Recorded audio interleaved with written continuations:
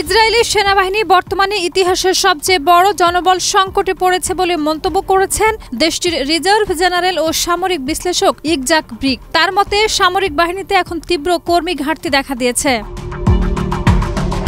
দৈনিক মারিফ এ প্রকাশিত এক মতামত কলামে ব্রিক জানান, সাম্প্রতিক মাসগুলোতে হাজার হাজার অফিসার ও নন কমিশনড অফিসার এনসিও সেনা সেবার আহ্বানে সাড়া দেননি অথবা মেয়াদ উত্তীর্ণ চুক্তি নবায়ন করতে অস্বীকৃতি জানিয়েছেন।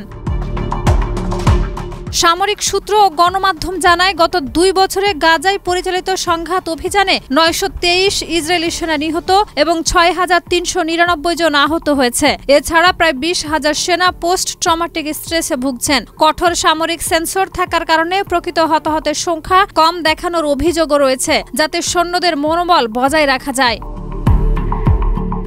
ব্রিক লিখেছেন, বহু কর্মকর্তা তাৎক্ষণিক অবসর নিতে চাইছেন এবং নতুন প্রজন্মের সৈন্যরা দীর্ঘমেয়াদী চুক্তিতে সই করতে অনীহা প্রকাশ করছেন। এতে গোটা সেনাবাহিনীতেই বড় ধরনের মানব সম্পদ সংকট তৈরি হয়েছে। তার মতে, জনবলের এই ঘাটতি, সরঞ্জাম রক্ষণাবেক্ষণ ও যুদ্ধ সংশ্লিষ্ট সিস্টেম পরিচালনা সমস্যা সৃষ্টি হয়েছে। তিনি সতর্ক করে বলেন, পরিস্থিতি অব্যাহত থাকলে সেনাবাহিনী অচল অবস্থায় পৌঁছে যেতে পারে।